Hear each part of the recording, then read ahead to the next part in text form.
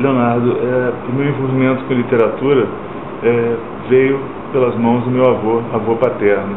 Meu avô não era um homem ligado às letras, não era um escritor, mas era um homem que gostava muito de literatura, em especial dos clássicos e dos clássicos brasileiros e portugueses em especial.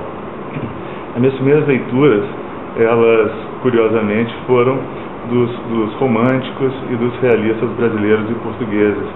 Me lembro que os primeiros livros eram José de Alencar, Machado de Assis, Eça de Queiroz, e essa referência foi muito interessante.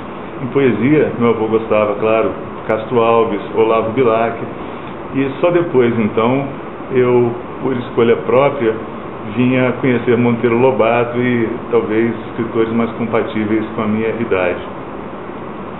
Meu avô gostava muito da cultura portuguesa, tinha muitos amigos portugueses, e eu digo isso porque, pensando na intertextualidade como uma apreensão de experiências, eu acho que essas foram experiências muito relevantes para mim.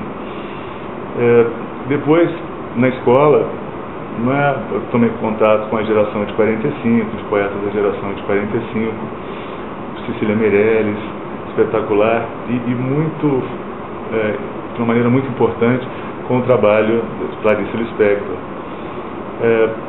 Nessa ocasião, eu tinha uma professora de quem eu gostava muito, de português, e ela costumava trabalhar fazendo com que as palavras assumissem cores e volumes e densidades, e eu encontrei isso muito presente na obra de Clarice Lispector.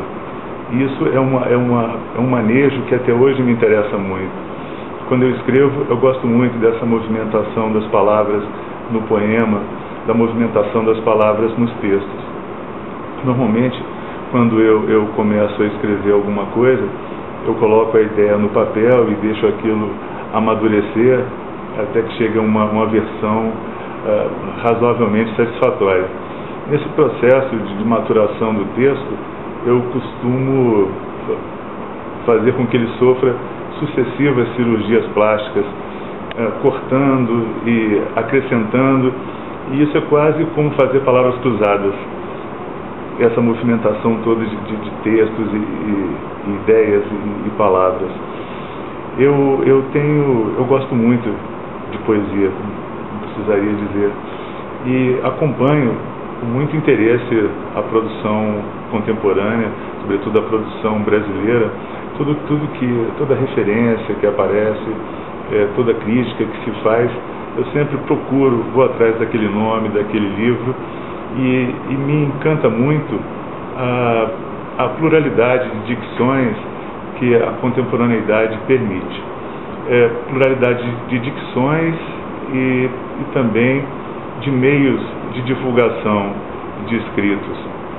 Eu acho que hoje existem públicos diferentes para diferentes escritores, o que é muito saudável, e é lógico que existe um cânone e escritores que vão se moldar, vão criar uma relação de pertencimento a esse cânone, como existem aqueles outros que vão se afastar de alguma coisa que talvez merecesse um rótulo de sofisticação. Mas eu gosto muito dessas variações de linguagem.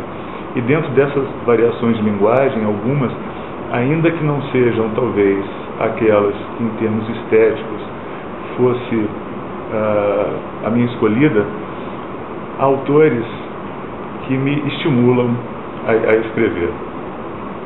Eu não vou falar de influências porque eu posso acabar ofendendo os ditos influenciadores diante do resultado do que eu faço. Mas existem escritores fantásticos que realmente estimulam e que me estimulam a escrever, estimulam outras pessoas e que enriquecem a vida da literatura. Eu gosto muito de poesia em português. O português, para mim, é obstinadamente a minha pátria. Isso é óbvio, eu não recuso a importância, enfim, da poesia francesa, nem da poesia americana, da poesia inglesa, argentina ou uruguaia. Mas, em termos de poesia, eu preciso de uma apreensão plena da palavra em termos enfim, gráficos e sonoros, mesmo de compreensão da própria língua. E eu acho que eu não conseguiria isso senão em português.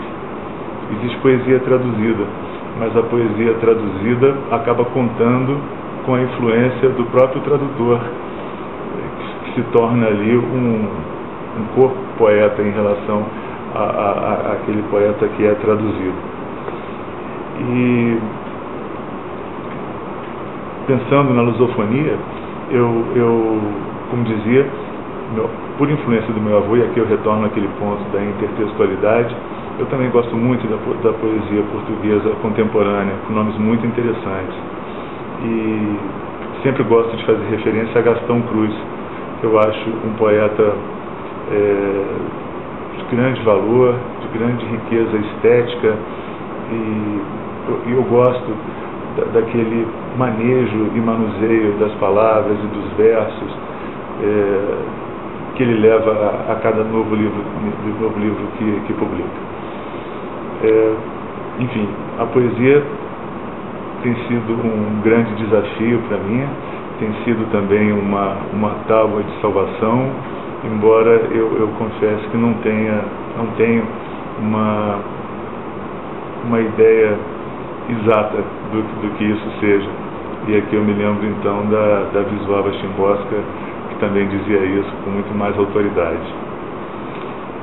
A partir daí eu tenho tentado levar adiante uma experiência com a poesia, atualmente também com mini-contos, que na verdade se aproximam bastante da poesia no sentido da concisão, no sentido da possibilidade da apropriação de uma linguagem poética.